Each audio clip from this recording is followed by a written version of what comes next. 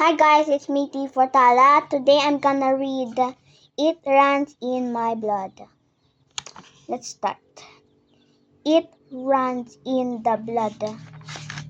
Let's start. I guess it is an advantage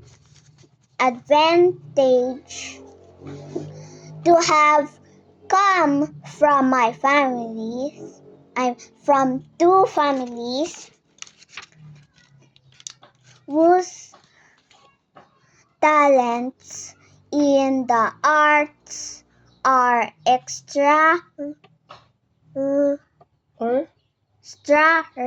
Ordinary. ordinary.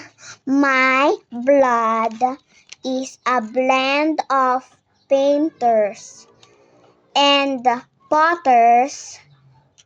I discovered that I had his gift for painting before. Two. Stop. I said two. Before long, I was already painting the clay balls I made. I painted them with colorful birds, fish, and cool designs.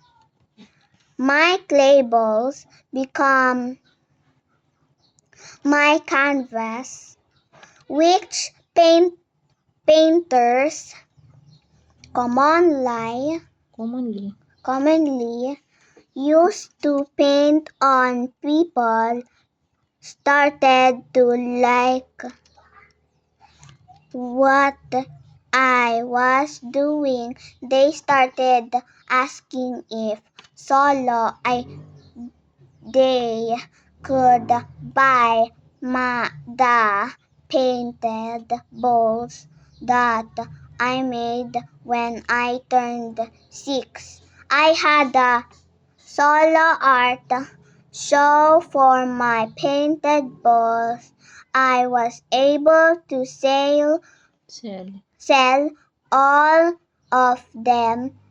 I donated some of my earnings to different schools and orphanages.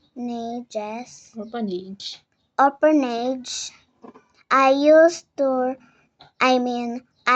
the rest to help build the potter and painters workshop in my town. I have traveled to different countries because of what I can do. I am happy about it because art is really in my heart. Bye guys.